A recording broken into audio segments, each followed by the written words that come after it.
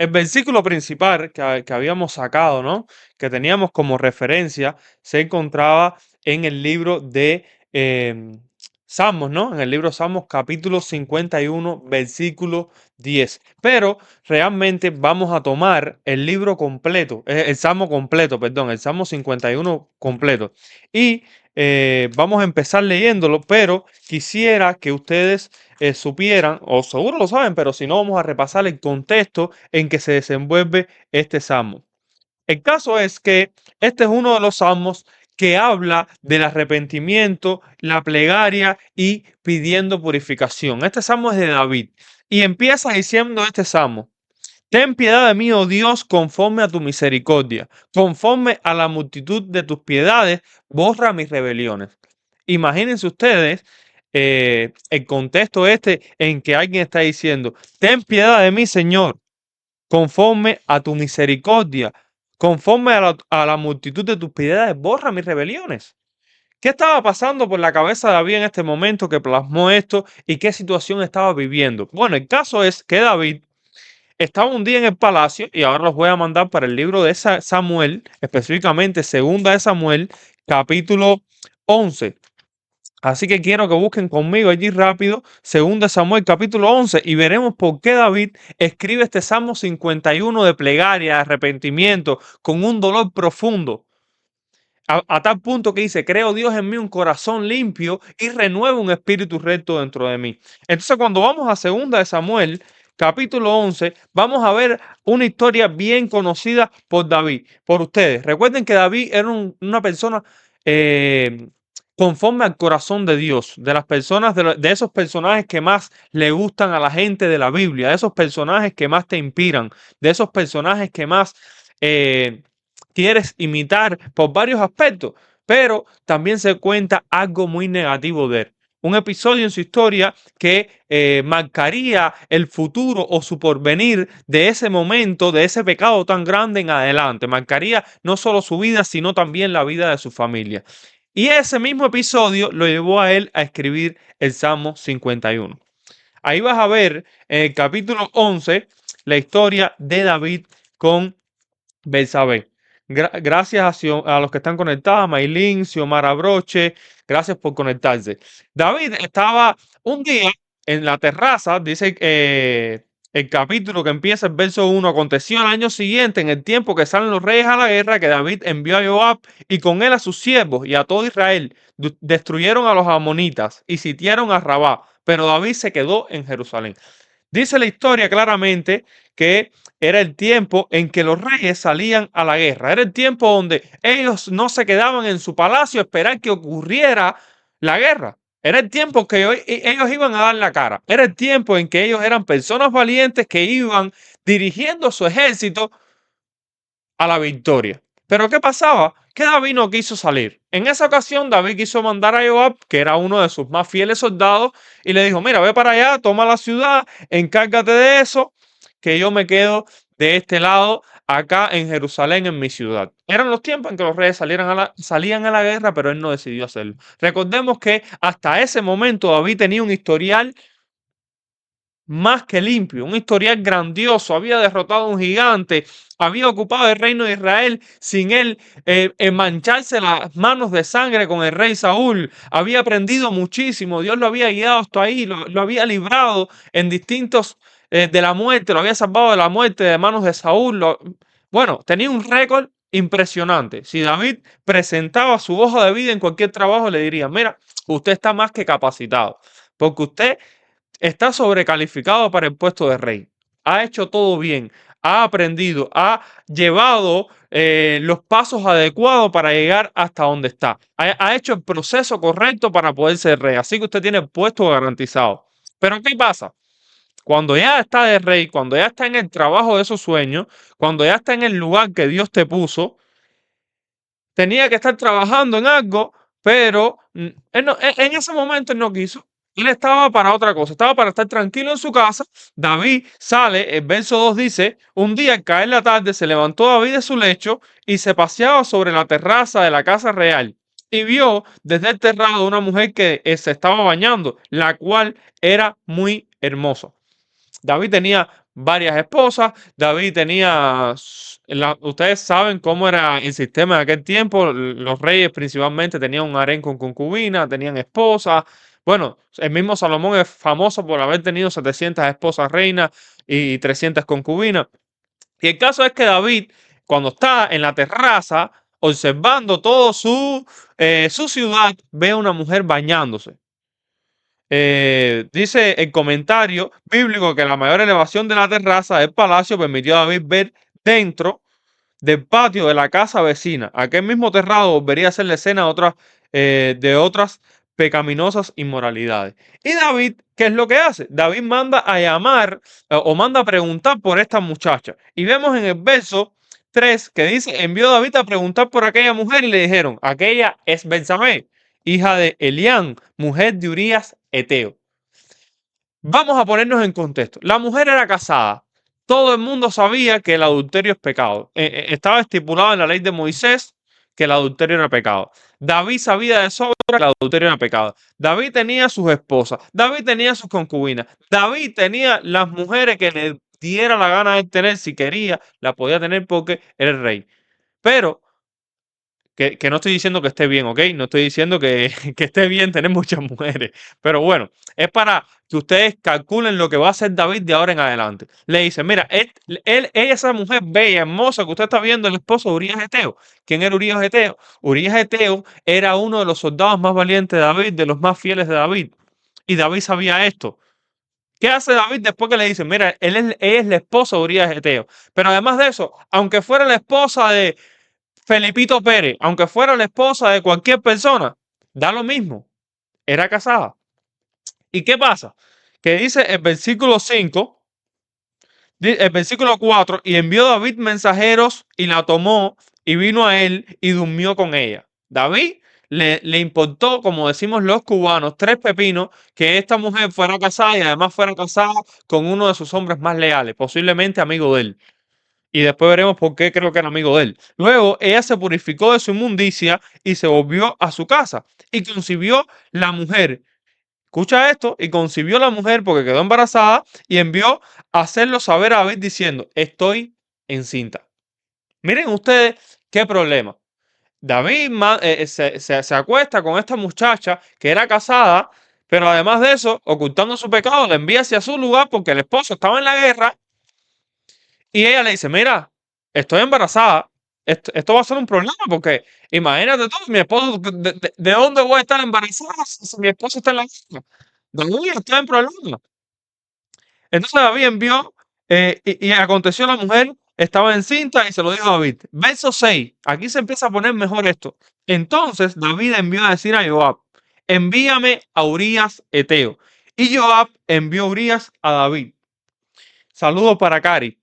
Cuando Urías vino a él, David le preguntó por la salud de Joab y por la salud del pueblo y por el estado de la guerra. Después dijo David a Urías, desciende a tu casa y lava tus pies. Y saliendo Urías de la casa del rey, le fue enviado presentes a la mesa de la mesa real. Mas Urías durmió a la puerta de la casa del rey con todos los siervos de su señor y no descendió a su casa. Una de las teorías que se maneja, algunas de las personas dice que David mandó a llamar a Urías para que fuera y lo mandó específicamente a su casa para que se tapara un poco el tema del embarazo de la esposa, ¿no? Como que estuviera justificado que Urías Eteo embarazó a su esposa, aunque la Biblia no da detalles, por lo menos en este capítulo, respecto de eso. Y David manda a Urías y le dice, mira, vete para tu casa, le manda presentes, pero Urías era tan fiel que dice, mira, yo no me voy para mi casa, yo no voy a dormir con mi esposa, yo me quedo aquí. Y Urías se quedó fuera de la casa de David, del palacio, durmiendo en la parte de afuera. Dice, Urías, desciende a tu casa y lava tus pies. Y saliendo Urías de la casa del rey, le fue enviado presente. Mas Urías durmió a la puerta de la casa del rey con todos los siervos de su señor. Durmió en la puerta de la casa del rey. Fíjense si ese hombre era fiel y ponía al rey en primer lugar por delante incluso de su esposa. E hicieron saber esto a David diciendo, Urías no ha descendido a su casa. Y dijo David a Urías, ¿no has venido de camino? ¿Por qué pues no descendiste a tu casa? Y Urías respondió a David, el arca e Israel y Judá están bajo tiendas, y mi señor Joab y los siervos de mi señor en el campo. y había yo de entrar en mi casa para comer y beber y dormir con mi mujer, por vida tuya y por vida de tu alma, que yo no haré tal cosa. Urias básicamente le estaba diciendo, mira, Joab está liderando un ataque, está en guerra, Judá está en guerra, entonces yo voy a ir a dormir con mi esposa sabiendo que mis compañeros están allá en una guerra. No, no, no, no, no. Yo me quedo aquí y yo para mi casa no voy a dormir con mi mujer, ni a beber vino, ni a hacer nada de eso. Miren ustedes todas las cualidades que tenía este hombre, ¿no? Entonces, vamos al versículo 12. Y dijo David a Urías, quédate aquí hoy y mañana y te despacharé. Y se quedó Urías en Jerusalén aquel día y al siguiente. Y David lo convidó a comer. Se conocían perfectamente y a beber con él hasta embriagarlo. David embriagó, dicho sea de paso, a este hombre, Urías. Y él salió a la tarde a dormir en su cama con los siervos de su señor, mas no descendió a su casa. En todos estos días, ni borracho el tipo quiso descender a su casa, sino que se quedó fuera de casa de rey. Gente, tremendo episodio este, porque lo que viene atrás es peor. Miren, ¿qué hizo David? David se quería quitar a Urias de encima. Entonces, ¿qué hizo? Utilizó a mismo Urias y escribió un papel y en el papel decía, le decía a Joab que pusiera a Urias en la parte delante de la batalla, donde están los hombres más valientes y donde están, perdón, los hombres que corren más peligro. Y le dijo, ponlo ahí, Urias, y después retrocede y déjalo. Y Urias llevó en la propia carta con el sello de su muerte, lo llevó a donde estaba Joab sin saber que la carta tenía su sentencia de muerte. No la abrió, no la leyó y Urias murió básicamente, pienso yo, sin saber qué es lo que pasó. David se lo quitó de en medio. David acabó, bueno, cometió muchísimos pecados porque mató directamente a un hombre inocente, cometió adulterio, fue una muerte con premeditación, fue algo demasiado cruel, demasiado cruel. Imagínense ustedes un hombre en la cúspide de su carrera, en el mejor momento de su vida, teniendo todo el poder que tenía el rey David y el tipo mandó directamente a quitarle la vida a una persona inocente. Bueno, a raíz de todo esto, David todavía no reconocía lo que había hecho mal. Imagínense ustedes que David, después que esto sucedió, la mujer de Urías, Betsabé, estuvo en luto y él la mandó a llamar después que salió del luto y para que viviera con él. Imagínense, yo imagino que esto fue un escándalo grandísimo en el palacio, todo el mundo hablando de este tema. Me imagino que lo que se regó, porque ustedes saben que nosotros los seres humanos somos tremendos chismosos y todo esto me imagino que se regó por todo el palacio. Resulta ser que David, en medio de todo esto, parece que no había reaccionado a lo que había hecho y Dios tuvo que mandarle a un profeta a que le dijera lo que había hecho. Y el profeta de forma sutil le dijo, brother, te has equivocado, acabaste, pecaste contra Dios y acabaste. Por tanto, el pecado, por tanto, la espada no se apartará de tu casa y todo esto va a tener consecuencias. Y después yo te invito a que leas la historia completa de David y vas a ver todas las consecuencias que tuvo el pecado que él había cometido. Los hijos de David peleados unos con otros, Absalón que le quiso quitar el reino a David, un hermano violó a una hermana. Fue un desastre total de ahí en adelante. Después el hermano de Salomón se autoproclama rey, Salomón lo mata. No, lo que sucede de ahí en adelante es una catástrofe familiar por esto gran pecado que había cometido David, ¿no? Y le vino demasiados problemas a él encima. Teniendo este contexto en mente, teniendo todo esto, todos estos antecedentes en mente, podemos ya ver por qué David escribe este salmo. Entonces, David, después de ocurrirle toda esta tragedia familiar que él mismo se buscó, escribe el Salmo 51, un salmo de arrepentimiento, un salmo de plegaria, un salmo pidiendo purificación. ¿Y qué es lo interesante de esto? Lo interesante de esto es que mientras nosotros somos pecadores y siempre vamos a ser pecadores, vivimos en un mundo de pecado, Cristo nos puede perdonar. Vemos que el pecado de David fue un pecado grande, fue algo que se llevó por delante una familia, destruyó una familia, destruyó su propia familia, pero Dios nos puede perdonar. Ahora, no hay manera de que Dios nos perdone el pecado si no nos arrepentimos. Vemos cómo Dios le tuvo que enviar un mensajero a David para que David se arrepintiera. Porque el pecado es la transgresión de la ley, es la falta de conformidad con la ley de Dios. Directamente, el pecado es un asunto de la voluntad, es un asunto, la esencia del pecado es ir voluntariamente en contra de los principios de Dios. ¿Qué cosa es el pecado? Ir voluntariamente en contra de los principios de Dios. Entonces, no hay manera de solucionar ese conflicto, de solucionar ese alejamiento entre nosotros y Dios si no nos arrepentimos. El pecado va creando un muro de separación entre nosotros y Dios. Y la única manera de tumbar ese muro de separación entre nosotros y Dios es que nos arrepintamos de nuestro pecado y que pidamos perdón a Dios por nuestro pecado. No hay otra manera. No hay otra manera. Y puede ser que nos hayan herido, puede ser que nos hayan lastimado, puede ser que hayamos pasado por circunstancias o estemos pasando por circunstancias adversas que nos están impidiendo perdonar, que nos están impidiendo que sanemos una herida emocional, que estamos impidiendo que nos acerquemos a Dios por el orgullo tal vez que tengamos arraigados, pero no hay manera de romper esa pared de separación si no reconocemos que estamos mal, si no reconocemos que hemos pecado y si no entregamos a Cristo para que Él nos pueda limpiar por dentro.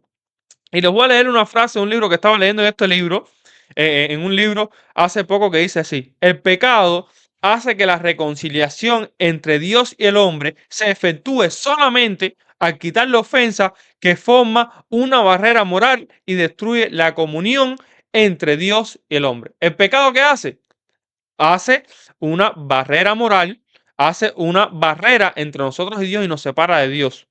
Ahora, voy a volver a leer de nuevo para que ustedes analicen. El pecado hace que la reconciliación entre Dios y el hombre, es decir, ese muro de separación que crea, la única manera de derribarlo, se efectúa solamente al quitar la ofensa. Es decir, nosotros hemos ofendido a Dios con nuestro pecado y la única manera de solucionar eso es quitar esa ofensa que hemos cometido contra Dios, que crea una barrera, que forma una barrera moral y destruye la comunión entre Dios y el hombre. Recuerden que el pecado es ir voluntariamente en contra de la voluntad de Dios. Y podemos decir, no, justificar hasta cierta manera nuestro pecado. No, pero es que Él se lo buscó. No, es que yo lo ofendí porque Él me ofendió primero. No, es que esa persona me hirió y yo no voy a perdonar. No, es que...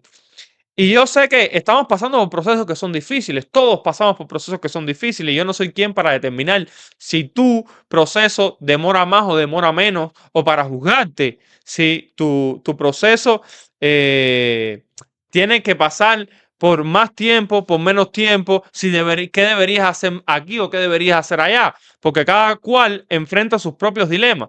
Pero lo que sí te puedo decir es que cuando estamos en conflicto con Dios, con los principios de Dios, y cuando estamos poniendo ese muro de separación entre nosotros y Dios, la única manera es arrepentirnos de nuestro pecado y pedirle a Dios que nos sane internamente. Teniendo todo este contexto, vemos cómo dice David, verso 1 del capítulo 51 del libro de los Salmos: ten piedad de mí, oh Dios. David reconoció que él se había equivocado. David reconoció que sin Cristo no era nadie, que sin Dios no era nadie. David reconoció que necesitaba de Dios y necesitaba reconciliarse con Dios.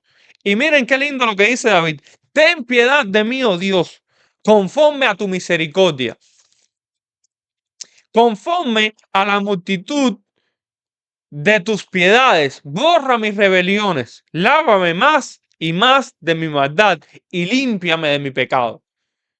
David había reconocido que había acabado, que había deshecho, que había roto ese lazo que existía entre él y Dios. Y le estaba diciendo: lávame más y más y más de mi maldad y límpiame de mi pecado.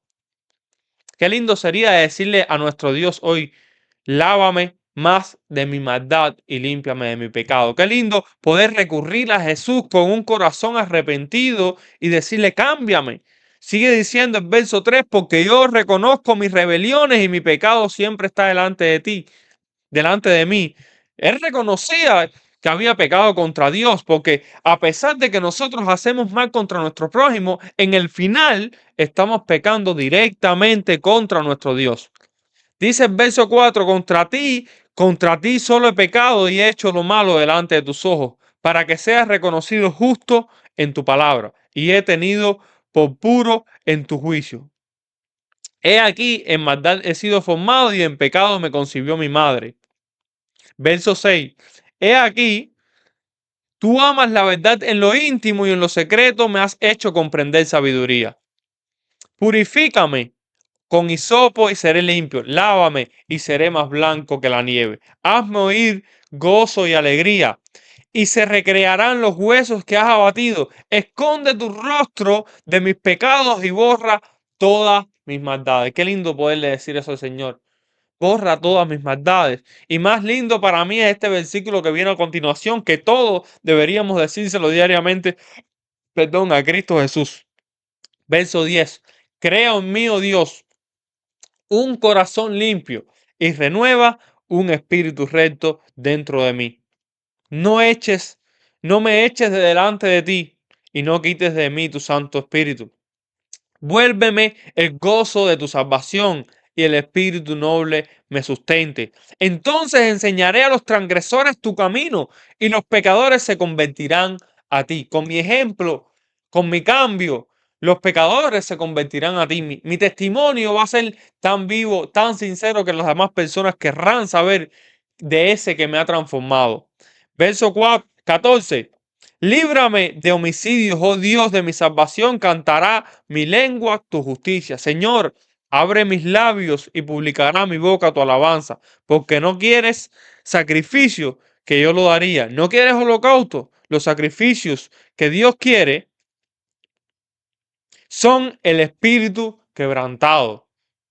Al corazón contrito y humillado no despreciarás tú, oh Dios. Haz bien con tu benevolencia, Sión, edifica los muros de Jerusalén. Entonces te te agradarán los sacrificios de justicia, el holocausto u ofrenda del todo quemado. Entonces ofreceré becerros sobre tu altar.